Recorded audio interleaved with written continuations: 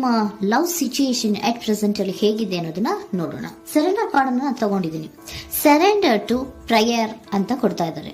ನೀವು ಪ್ರಯರಿನ ಕಡೆಗೆ ಹೆಚ್ಚು ಗಮನವನ್ನ ಕೊಡಿ. ಸ್ವಲ್ಪ ದೇವರ ಕಡೆಗೂ ಹೆಚ್ಚು ಗಮನವನ್ನ ಕೊಡ್ಬೇಕಾಗತ್ತೆ. ಯಾವಾಗ ನೀವು ದೇವರನ್ನ ತುಂಬಾ ಹೃದಯದಿಂದ ಪ್ರಾರ್ಥನೆಯನ್ನ ಮಾಡಿ ನನಗೆ ಸಹಾಯವನ್ನ ಮಾಡು ಅಂತ ಕೇಳ್ತಿರೋ, ಆಗ ಅದೆಲ್ಲ ಸಮಸ್ಯೆಗಳಿಂದ ನೀವು ಆಚೆ ಬರ್ತೀರಾ. ಮಾಡೋದ್ರಿಂದ, ದೇವರನ್ನ ನೀವು ಧ್ಯಾನ ಮಾಡೋದ್ರಿಂದ ನಿಮ್ಗೆ ಏನ್ ಸಿಗುತ್ತೆ, ಯಾವುದೇ ರೀತಿಯ ಗೊಂದಲಗಳಿಗೆ ಅಥವಾ ಯಾವುದೇ ರೀತಿಯ ಸಮಸ್ಯೆಗಳು ನಿಮ್ಮಲ್ಲಿ ಇದ್ರೂ ನಿಮ್ಮ ಲವ್ ಲೈಫಿನ ವಿಚಾರವಾಗಿ ನಿಮ್ಗೆ ಆನ್ಸರ್ಗಳು ಸಿಗುತ್ತೆ, ಮತ್ತೆ ಸಪೋರ್ಟ್ ಕೂಡ ನಿಮ್ಗೆ ದೇವ್ರ ಕಡೆಯಿಂದ ಸಿಗುತ್ತೆ ಅನ್ನುವಂತಹದ್ದು ನಿಮ್ಗೆ ಹೇಳ್ತಾ ಇದ್ದಾರೆ. ಅಟ್ ಪ್ರೆಸೆಂಟ್ ಅಲ್ಲಿ ಲವ್ ಸಿಚುಯೇಷನ್ ನಿಮ್ಗೆ ಬಾಟಮ್ ಆಫ್ ದ ಟಕ್ ಬಂದಿರುವಂತಹದ್ದು ರೆಫ್ಯೂಸಿಂಗ್ ಆಫರ್. ಯಾವುದೋ ಕೆಲವೊಂದು ನಿಮ್ಮ ಲವ್ ಲೈಫಿನ ವಿಚಾರವಾಗಿ ಆಫರ್ಗಳನ್ನ ರೆಫ್ಯೂಸ್ ಮಾಡ್ತಾ ಇರುವಂತಹದ್ದು ಅಥವಾ ಮಿಸ್ಡ್ ಆಪರ್ಚುನಿಟಿ ಅನ್ನುವಂತಹದ್ದು ರೆಪ್ರೆಸೆಂಟ್ ಆಗ್ತಾ ಇದೆ. ಯಾಕೋ ನೀವು ಮಿಸ್ ಮಾಡ್ಕೋತಾ ಇದ್ದೀರಾ ಕೆಲವೊಂದು ಆಫರ್ಸ್ಗಳನ್ನ ಅನ್ನುವಂಥದ್ದು ರೆಪ್ರೆಸೆಂಟ್ ಆಗ್ತಾ ಇದೆ. ಏನೋ ಒಂದು ರೀತಿಯ ಧ್ಯಾನ ಮಾಡ್ತಾ ಇರುವಂತದ್ದು, ಚಿಂತೆಯನ್ನ ಮಾಡ್ತಾ ಇರುವಂತದ್ದು ರೆಪ್ರೆಸೆಂಟ್ ಆಗ್ತದೆ. ಪಾಸ್ಟಿನಲ್ಲಿ ನಿಮ್ಮ ಲವ್ ಲೈಫಿನ ವಿಚಾರವಾಗಿ ಒಂದು ನ್ಯೂ ಐಡಿಯಾ ಇತ್ತು, ಏನೋ ಒಂದು ರೀತಿಯ ಹೊಸ ಐಡಿಯಾಗಳನ್ನ ಮಾಡ್ಕೊಂಡಿದ್ರಿ. ಲವ್ ಲೈಫಿನ ವಿಚಾರವಾಗಿ ನಿಮ್ಮ ಆಪರ್ಚುನಿಟಿ ಕೂಡ ಚೆನ್ನಾಗಿಯೇ ಇತ್ತು. ಆದ್ರೆ ನಿಮ್ಮ ಲವ್ ಲೈಫಿನ ವಿಚಾರದಲ್ಲಿ ಕಿಂಗ್ ಆಫ್ ಸೋರ್ಟ್ಸ್, ನೀವೇನನ್ನ ನಿಮ್ಮ ಲವ್ ಲೈಫಿನ ವಿಚಾರವಾಗಿ ಏನನ್ನ ಎಕ್ಸ್ಪೆಕ್ಟ್ ಮಾಡಿದೀರಾ ಪಾಸ್ಟಿನಲ್ಲಿ ಅಂದ್ರೆ, ಲವ್ ಲೈಫಿನಲ್ಲಿ ಒಂದು ಕ್ಲಿಯರ್ ಇರಬೇಕು, ಕ್ಲಾರಿಟಿ ಇರಬೇಕು, ಮತ್ತೆ ಯಾವುದೇ ವಿಚಾರ ಕೂಡ ನಿಮ್ಮ ಲವ್ ಲೈಫಿನ ವಿಚಾರದಲ್ಲಿ ಮುಚ್ಚು ಮರೆ ಅನ್ನೋದು ಇರಬಾರ್ದು. ಸ್ಪಷ್ಟವಾಗಿರ್ಬೇಕು, ಸ್ಪಷ್ಟವಾಗಿ ಹೇಳ್ಬೇಕು, ಏನ್ ಹೇಳ್ಬೇಕೋ ಅದು ಸ್ಪಷ್ಟವಾಗಿ ಹೇಳ್ಬೇಕು ಅನ್ನುವಂತಹದ್ದು ಎಕ್ಸ್ಪೆಕ್ಟ್ ಮಾಡುವಂತಹದ್ದು ಪ್ರೀತಿಯ ವಿಚಾರದಲ್ಲಿ. ಮತ್ತೆ ಕ್ಲಿಯರ್ ಆಗಿರ್ಬೇಕು. ಏನು ಅಂದ್ರೆ ನಿಮ್ಮ ಲವ್ ಲೈಫಿನಲ್ಲಿ ಒಂದು ಸ್ಟ್ರಾಂಗ್ ಆಗಿರ್ಬೇಕು, ಸ್ಟ್ರಾಂಗ್ ಬಾಂಡೇಜ್ ಇರಬೇಕು, ಮತ್ತೆ ಯಾವುದೇ ರೀತಿಯ ಚೈಲ್ಡಿಶ್ ಬಿಹೇವಿಯರ್ ಅನ್ನ ಮಾಡಬಾರ್ದು ಅನ್ನೋದು ಪಾಸ್ಟಿನಲ್ಲಿ ನೀವು ಎಕ್ಸ್ಪೆಕ್ಟ್ ಮಾಡಿರೋಂಥದ್ದು ರೆಪ್ರೆಸೆಂಟ್ ಆಗ್ತಾ ಇದೆ. ನೀವು ಅದೆಲ್ಲ ಎಕ್ಸ್ಪೆಕ್ಟ್ ಮಾಡಿದಾಗ ಯಾವಾಗ ನಿಮ್ಗೆ ಅದು ಸರಿ ಹೋಗಲ್ಲ ಅನಿಸ್ತೋ ಆಗ ನೀವು ಪ್ರೀತಿಯಿಂದ ಮುಂದೆ ಬಂದಿರುವಂತಹದ್ದು ಬಿಟ್ಟು ಮುಂದೆ ಬಂದಿರುವಂತಹದ್ದು ರೆಪ್ರೆಸೆಂಟ್ ಆಗ್ತದೆ. ಮೋಸ್ಟ್ ಪ್ರಾಬಬಲಿ ನಿಮ್ಮ ಕೆಲವೊಬ್ಬರಿಗೆ ಈಗ ಆಲ್ರೆಡಿ ಕೆಲವೊಂದು ರೀತಿಯ ಬ್ರೇಕಪ್ ಗಳು ಆಗಿರಬಹುದು, ಕಮ್ಯುನಿಕೇಶನ್ ಇಲ್ಲದೆ ಇರುವಂತಹದ್ದು ರೆಪ್ರೆಸೆಂಟ್ ಆಗ್ತಾ ಇದೆ. ಮೋಸ್ಟ್ ಪ್ರಾಬಬಲಿ ನೀವು ಇವಾಗ ಇಬ್ರು ಕೂಡ ನೀವು ಮಾತಾಡದೆ ಇರುವಂತಹದ್ದು ರೆಪ್ರೆಸೆಂಟ್ ಆಗ್ತಾ ಇದೆ. ಸೊ ಯಾವುದೇ ರೀತಿಯ ಕಾಂಟ್ಯಾಕ್ಟ್ ಅಲ್ಲಿ ಇಲ್ಲದೆ ಇರುವಂತಹದ್ದು ರೆಪ್ರೆಸೆಂಟ್ ಆಗ್ತಾ ಇದೆ. ನೋಡಿ, ಮುಂದೆ ಬರ್ತಾ ಇರುವಂತಹದ್ದು ರೆಪ್ರೆಸೆಂಟ್ ಆಗ್ತಾ ಇದೆ. ಯಾಕೋ ತುಂಬಾ ಬೇಜಾರಲ್ಲಿ ಇರುವಂತಹದ್ದು. ಪಾಸ್ಟಿನಲ್ಲಿ ಕೂಡ ನೀವು ಲವ್ ಲೈಫಿನ ವಿಚಾರವಾಗಿ ಕೆಲವೊಬ್ರು ಬೇಜಾರಲ್ಲಿ ಇರುವಂತಹದ್ದು ರೆಪ್ರೆಸೆಂಟ್ ಆಗ್ತಾ ಇದೆ.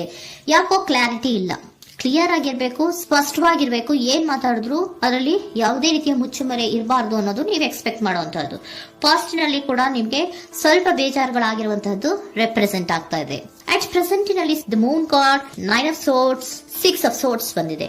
ಮೂನ್ ಕಾರ್ಡ್ ಏನನ್ನ ರೆಪ್ರೆಸೆಂಟ್ ಮಾಡುತ್ತೆ? ಇಲ್ಯೂಷನ್ ಅನ್ನ ರೆಪ್ರೆಸೆಂಟ್ ಮಾಡುತ್ತೆ, ಕೆಲವೊಂದು ರೀತಿಯ ಭ್ರಮೆಗಳನ್ನ ರೆಪ್ರೆಸೆಂಟ್ ಮಾಡುತ್ತೆ, ಆತಂಕಗಳನ್ನ ರೆಪ್ರೆಸೆಂಟ್ ಮಾಡುತ್ತೆ. ಮತ್ತೆ ನಿಮ್ಮ ಲವ್ ಲೈಫಿನ ವಿಚಾರದಲ್ಲಿ ಯಾವುದೇ ರೀತಿಯ ಸ್ಥಿರವಾಗಿ ಇಲ್ಲ, ಯಾವುದು ಕರೆಕ್ಟ್ ಆಗಿ ಇಲ್ಲದೆ ಇರುವಂತಹದ್ದು ನಿಮ್ಗೆ ರೆಪ್ರೆಸೆಂಟ್ ಆಗ್ತಾ ಇದೆ. ನೆಕ್ಸ್ಟ್ ಕಾರ್ಡ್ ಏನ್ ಬಂದಿದೆ? ಸೆಕೆಂಡ್ ಕಾರ್ಡ್ 9 of swords ಬಂದಿದೆ. ಇದರಲ್ಲೂ ಕೂಡ ನಿಮ್ಗೆ ಆತಂಕ ಇತ್ತು, ಇದರಲ್ಲೂ ಕೂಡ ಆತಂಕ ಇದೆ, ಭಯ ಇದೆ, ಕರೆಕ್ಟ್ ಆಗಿ ನೀವು ನಿದ್ರೆ ಮಾಡ್ತಾ ಇಲ್ಲ, ಯೋಚನೆ ಮಾಡ್ತಾ ಇರುವಂತಹದ್ದು ಈ ಎರಡೂ ಕಾರ್ಡ್ಗಳಲ್ಲೂ ರೆಪ್ರೆಸೆಂಟ್ ಆಗ್ತದೆ. ಇದರಲ್ಲೂ ಆತಂಕಗಳಿದೆ, ಇದರಲ್ಲೂ ಆತಂಕ. ಅಟ್ ಪ್ರೆಸೆಂಟಿನಲ್ಲಿ ಕೆಲವೊಂದು ರೀತಿಯ ವಿಚಾರಗಳಲ್ಲಿ ಭಯವನ್ನ ಪಡ್ತಾ ಇರುವಂತಹದ್ದು ರೆಪ್ರೆಸೆಂಟ್ ಆಗ್ತಾ ಇದೆ. 6 of swords ಕೂಡ ಏನಾಗ್ತಾ ಇದೆ? ಮೂವಿಂಗ್ ಆನ್, ಮುಂದೆ ಹೋಗ್ತಾ ಇರುವಂತಹದ್ದು, ಬೇಜಾರಿಂದ ನೀವು ಮುಂದೆ ಹೋಗ್ತಾ ಇರುವಂತಹದ್ದು ರೆಪ್ರೆಸೆಂಟ್ ಆಗ್ತದೆ. ಅಟ್ ಪ್ರೆಸೆಂಟಿನಲ್ಲಿ ಯಾವುದೇ ರೀತಿಯ ಸಮಾಧಾನದಿಂದ ಇದ್ದಿರುವಂತಹದ್ದು ಈ ರೀಡಿಂಗ್ ಗಳಲ್ಲಿ ಕಾಣಿಸ್ತಾ ಇಲ್ಲ.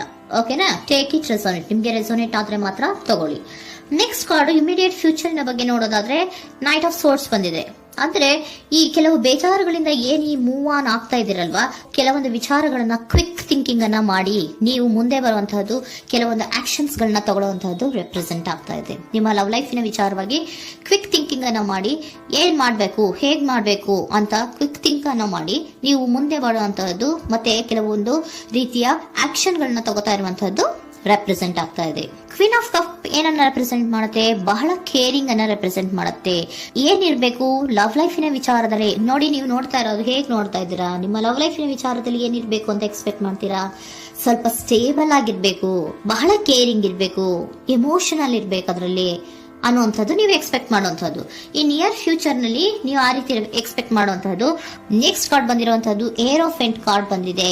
ಏರೋಫೆಂಟ್ ಕಾರ್ಡ್ ಏನನ್ನ ರೆಪ್ರೆಸೆಂಟ್ ಮಾಡುತ್ತೆ? ಕೆಲವೊಂದು ವಿಚಾರಗಳ ಬಗ್ಗೆ ತಿಳ್ಕೊತಾ ಇರುವಂತಹದ್ದು, ಏನೋ ಕೆಲವು ವಿಚಾರಗಳ ಬಗ್ಗೆ, ನಿಮ್ಮ ಲವ್ ಲೈಫಿನ ವಿಚಾರಗಳ ಬಗ್ಗೆ ತಿಳ್ಕೊತಾ ಇದ್ದೀರಾ. ಏನಾಗಿದೆ, ಹೇಗಾಗಿದೆ, ಸ್ವಲ್ಪ ಆಕ್ಷನ್ಸ್ ಅನ್ನ ತಗೋಬೇಕು ಅಂದ್ರೆ ನಾನು ಸ್ವಲ್ಪ ಕೇರ್ ಅನ್ನ ಮಾಡಬೇಕು, ಸ್ಟೇಬಲ್ ಆಗಿರ್ಬೇಕು ಅಂದ್ರೆ ಸ್ವಲ್ಪ ನಾನು ಕೇರ್ ಅನ್ನ ಮಾಡಬೇಕು, ಆಕ್ಷನ್ ಅನ್ನ ತಗೋಬೇಕು ಅನ್ನುವಂತಹ ನಿರ್ಧಾರಗಳನ್ನ ನೀವು ಮಾಡ್ತಾ ಇರುವಂತದ್ದು ರೆಪ್ರೆಸೆಂಟ್ ಆಗ್ತಾ ಇದೆ. ಹಾಗಿದ್ರೆ ಏಂಜಲ್ ಗೈಡೆನ್ಸ್ ಏನ್ ಕೊಡ್ತಾರೆ? Are you ready? ನೀನು ರೆಡಿಯಾಗಿದ್ದೀರಾ ನೀವು ಅಂತ ಕೇಳ್ತಾ ಇದ್ದಾರೆ ಏಂಜಲ್ಸ್ ಗಳು. ಅಂದ್ರೆ ಏನು, ನೀನ್ ಇಲ್ಲೇ ಕುತ್ಕೊಂಡು ಅಳ್ಕೊಂಡು ಬೇಜಾರ್ ಮಾಡ್ಕೊಂಡು ಕುತ್ಕೊಳ್ಳೋದು ಬೇಡ, ಸ್ವಲ್ಪ ನೀನು ಮುಂದೆ ಮೂವ್ ಆಗು. ಅಲ್ಲಿರೋದ್ರಿಂದ ಏನು ಪ್ರಯೋಜನ ಇಲ್ಲ. Are you ready? ನೀವು ರೆಡಿ ಆಗಿದ್ದೀರಾ? With in the next few weeks, ಕೆಲವೊಂದು ವೀಕ್ಗಳಲ್ಲಿ, ಕೆಲವೊಂದು ವಾರಗಳಲ್ಲಿ ನೀವು ಏನಾಗ್ತೀರಾ? ಅಬಂಡೆನ್ಸ್, ಸಾಮರಸ್ಯ ಅನ್ನೋದು ಇರುತ್ತೆ.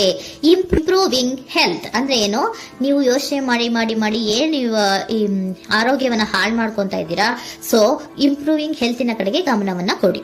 ಆತಂಕವನ್ನ ಮಾಡ್ಕೊಂಡು ಭಯವನ್ನ ಪಡ್ಕೊಂಡು ಮುಂದೆ ಹೋಗ್ಬೇಕಲ್ಲ ಅಂತ ನೀವು ದಿನ ದಿನ ಹೆಂಗೆ ಕಾಲವನ್ನ ಮುಂದೆ ಹಾಕ್ತಾ ಇದ್ರೋ ಅದಕ್ಕೆ ಏನ್ ಹೇಳ್ತಾ ಇದ್ದಾರೆ? Are you ready? ಮುಂದೆ ಬರೋದಕ್ಕೆ ನೀನ್ ರೆಡಿ ಆಗು.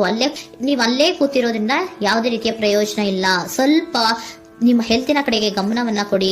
ಸಮೃದ್ಧಿ ಅನ್ನೋದು ಬಂದೇ ಬರುತ್ತೆ, ಸಾಮರಸ್ಯ ಅನ್ನೋದು ಇದ್ದೇ ಇರುತ್ತೆ ಅನ್ನೋದು ಹೇಳ್ತಾ ಇದ್ದಾರೆ.